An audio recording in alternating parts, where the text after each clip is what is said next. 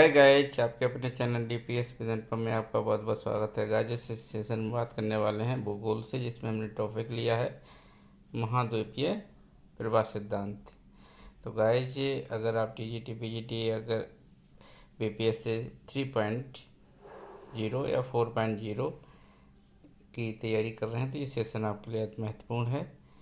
तो शुरू करते हैं आज के सेशन बगैर देरी किए हुए। गाइड चैनल पर नए हैं अभी तक चैनल को सब्सक्राइब नहीं किया तो चैनल को सब्सक्राइब कर लें। गाइज, अगर आपको इसकी पीडीएफ चाहिए तो हमारे टेलीग्राम चैनल को ज्वाइन कर लें, जिसकी हमने लिंक अपने डिस्क्रिप्शन में दे रखी है। तो शुरू करते हैं आज का सेशन।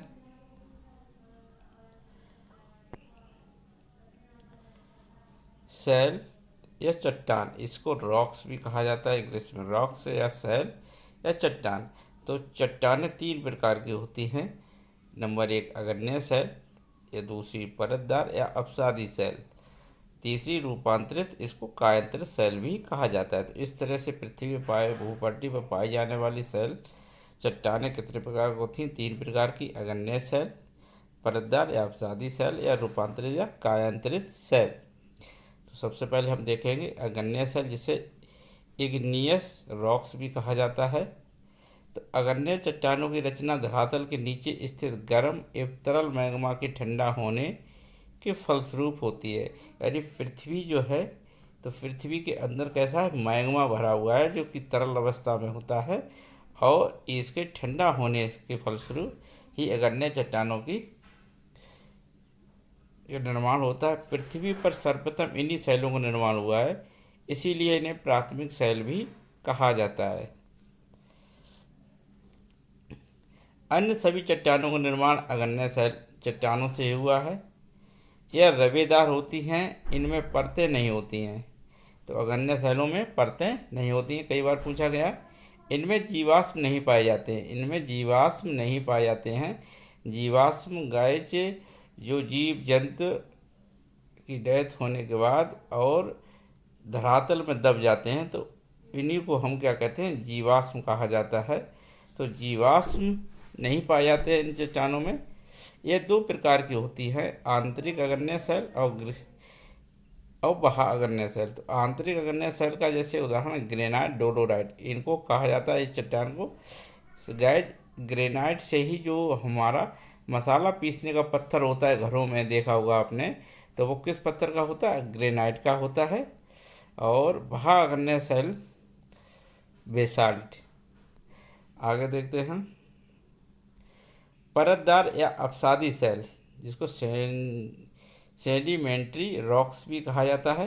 चट्टानों के अपक्षय अपरदन के फलस्वरूप जमाव से निर्मित चट्टानों को अपसादी चट्टान कहा जाता है। इनकी रचना परतों में होने के कारण इन्हें परतदार शैल भी कहते हैं। इन परतों के बीच में जीवाश्म भी पाए जाते हैं। संपूर्ण भूपृष्ठ के लगभग 75% भाग पर अपसादी शैलों का विस्तार पाया जाता है, किंतु भूपृष्ठ की बनावट में इनका योगदान केवल 5% ही है। किंतु भूपृष्ठ की बनावट में इनका योगदान केवल 5% ही है। बलुआ पत्थर, चीका मिट्टी, सिल्ट, सेल, चूना पत्थर, कोयला आदि ये सभी क्या है? अपसादी शैल कहलाते हैं। अब रूपांतरित शैल, जिन्हें कायांतरित शैल भी कहा जाता है, मेटामोरफिस इनको इंग्लिश में कहा जाता है।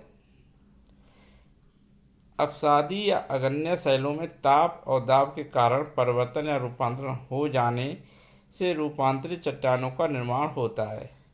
अपसादी हो या अग्नेय शैलों का में ताप और दाब के कारण परिवर्तन या रूपांतरण हो जाने के कारण इन्हें रूपांतरित चट्टानें भी कहा जाता है। तो डोलोमाइट, चूना पत्थर, चौक, ये किसमें रूपांतरित हो जाती हैं? संगमरमर में।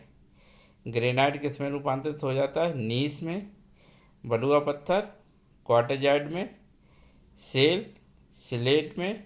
बेसाल्ट एसिस्ट में। और कोयला ये कि ग्रेफाइट और हीरा, इनमें रूपांतरित हो जाता है। ये सभी क्या होती हैं? ये सभी कायांतरित चट्टानें होती हैं। चट्टानों में पाए जाने वाले तत्व, कुल तत्व कितने होते हैं? 8 होते हैं। ऑक्सीजन सर्वाधिक होता है, जो कि 46% पाया जाता है। सिलिकॉन जो कि उपधातु है, जो 27% पाया जाता है। एल्युमिनियम 8%, लोहा 6%, कैल्शियम 3.63%, सोडियम 2.83% और पोटेशियम 2.59%, मैग्नीशियम 2.9%। इस तरह से पृथ्वी की आयु ज्ञात करने के लिए यूरेनियम काल विधि का प्रयोग किया जाता है। तो यूरेनियम विधि का किसका, पृथ्वी की आयु ज्ञात करने के लिए किया जाता है। भूपटल का सर्वाधिक भाग अग्न्य चट्टानों का बना है। भूपटल पर सर्वाधिक अपसादी चट्टानें पाई जाती हैं। तो गाइस ये था आज का सेशन, आपको कैसा लगा हमें कमेंट करके ज़रूर बताएं। वीडियो अगर पसंद आया तो वीडियो को लाइक और शेयर करना ना भूलें। और गाइस जिसकी पीडीएफ चाहिए तो हमारे टेलीग्राम चैनल को ज्वाइन कर लें, जिसकी लिंक हमने डिस्क्रिप्शन में दे रखी है। मिलते हैं नेक्स्ट सेशन में, तब तक के लिए जय हिंद दोस्तों।